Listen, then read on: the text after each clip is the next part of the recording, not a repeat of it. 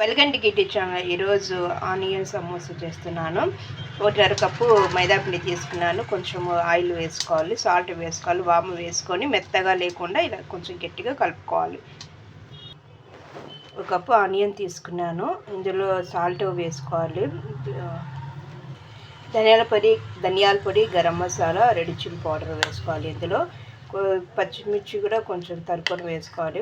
కొత్తిమీర ఇందులో వేసుకోవాలి. చాట్ మసాలా ఇందులో వేసుకోవాలి. అటుకులు కొన్ని వేసుకోవాలి. వేసి బాగా కలుపుకోవాలి. కొన్ని రేకులు ఇట్లా ఎర్రగా కాల్చుకొని తీసుకోవాలి. ఇవి ఇలా ఆనియన్ స్టఫింగ్లో మెత్తగా పొడి చేసుకొని వేసుకోవాలి. ఇలా రేకు చేసుకొని మధ్యలో ఘాటు పెట్టుకోవాలి. రేకుకు ఇట్లా చుట్టూ అంతా నూనె ఇలా నీళ్ళు రుద్దుకోవాలి. రేకుని ఇలా మర్చుకొని ఇక్కడ మధ్యలో కూడా రుద్దుకోవాలి.